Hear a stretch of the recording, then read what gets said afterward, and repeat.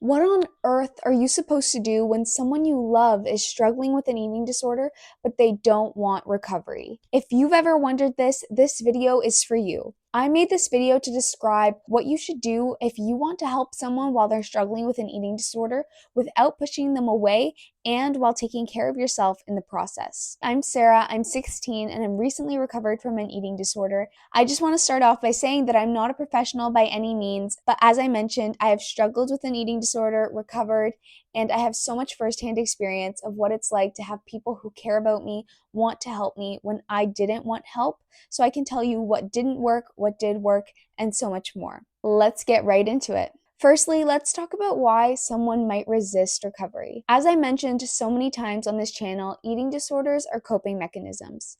Just like drugs, alcohol, and shopping can serve as distractions from deeper holes within oneself or traumas, eating disorders do the exact same thing. So, for someone who has an eating disorder, their disorder is about so much more than them just wanting to change their body or change their eating habits. It's about finding a safe place, a distraction from what's truly bothering them. So, recovering from an eating disorder means that those memories and thoughts will come back, which is incredibly challenging to face.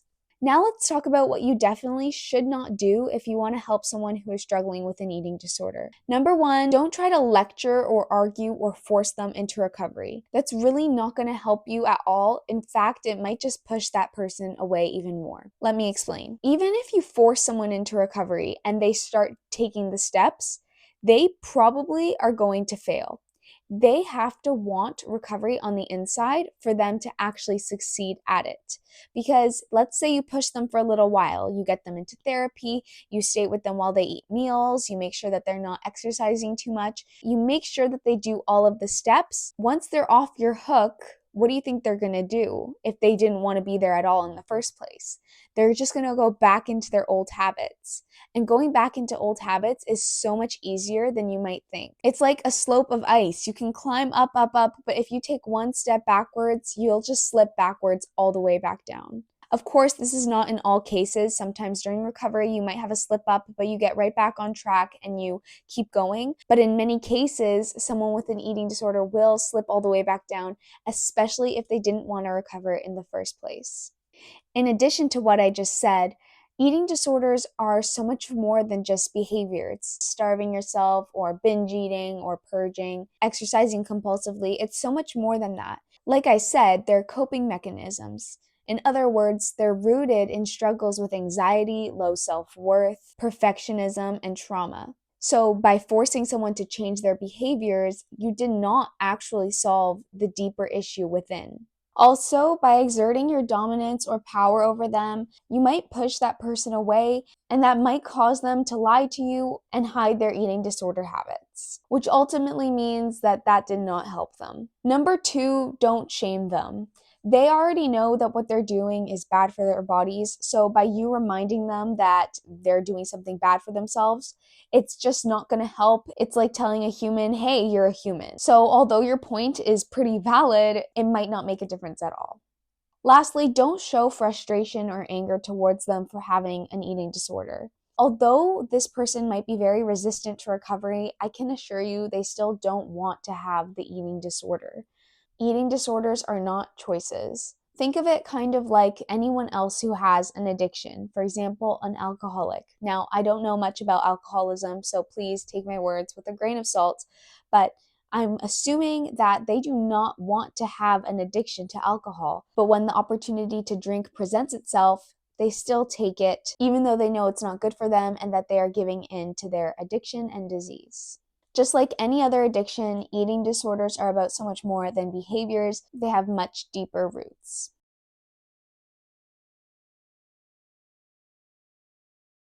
Now let's talk about what you should do if you want to help someone who is struggling with an eating disorder but does not want to recover. Number one, keep showing care and love for them. Keep reminding them and proving to them that you love them for so much more than their body. Remind them that you love them for who they really are. This will remind them that there's not that much importance and benefit to gain from engaging in their eating disorder habits and behaviors.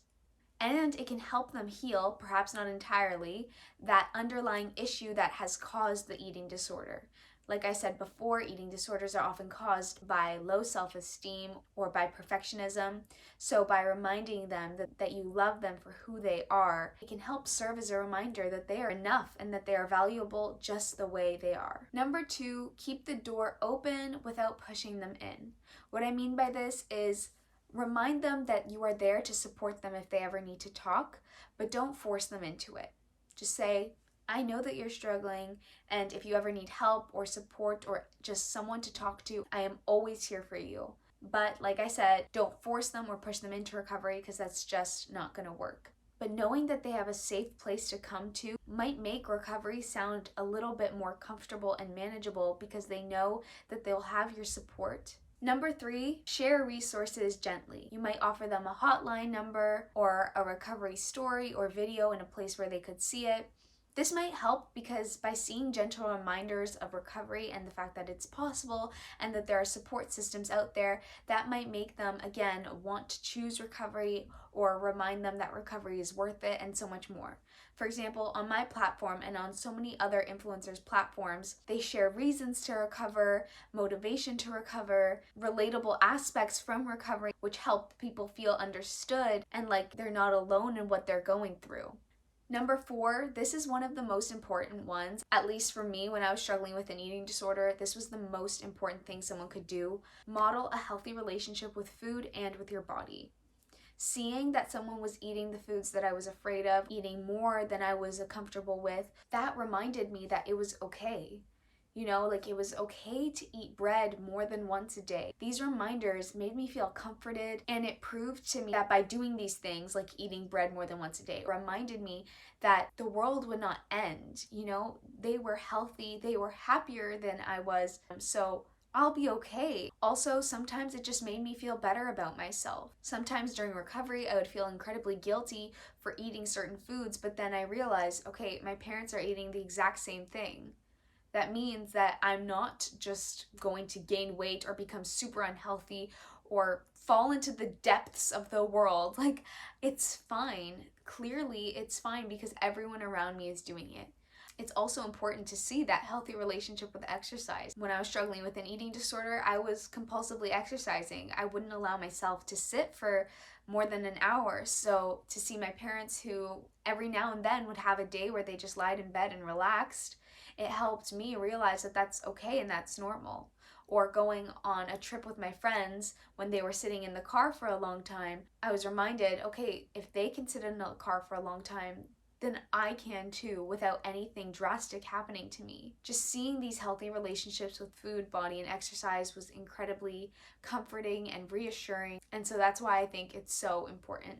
Now let's talk about taking care of yourself. If you've reached this point in the video, I think it's safe to assume that you care a lot about someone who might be struggling and that you probably don't care enough about yourself and your well-being. So this part of the video is dedicated to you. One of the ways that you can take care of yourself in this process is to be patient with the person who has an eating disorder. This is good both for you and for that person because that person, like I said, they cannot be forced or rushed, but it's also important for you because if you're going to be constantly stressing and worrying about when they're going to recover and when they're going to get better, it's just even more mentally and emotionally draining. So by having some patience and just knowing that you're doing all that you can, I think that the load on your shoulders will be a little bit lighter. Number 2, talk to someone you trust. This might mean a therapist, a support group, or a really close friend.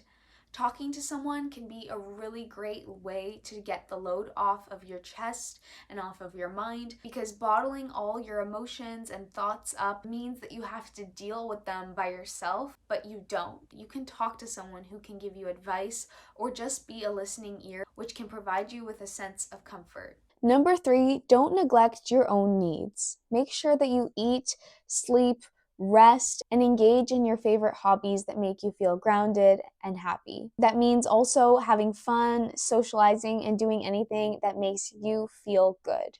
And number 4, celebrate small wins, both for them and for you. Just make sure that the wins that you acknowledge have nothing to do with their body or with food. Maybe acknowledge the fact that they spoke kindly to themselves that day. Also acknowledge your wins. Like maybe you can say to yourself, I approached this day with more confidence, or I think that I was an excellent, comforting support system today. Thank you so much for watching. I really hope that this video helped you in whatever way you need. Please comment down below if there are any other tips that I missed on what you should not do, what you should do, or how to take care of yourself. Also, comment if there are any other videos that you would like to see from me in the future. Thanks again for watching, and I can't wait to see you in the next one. Bye!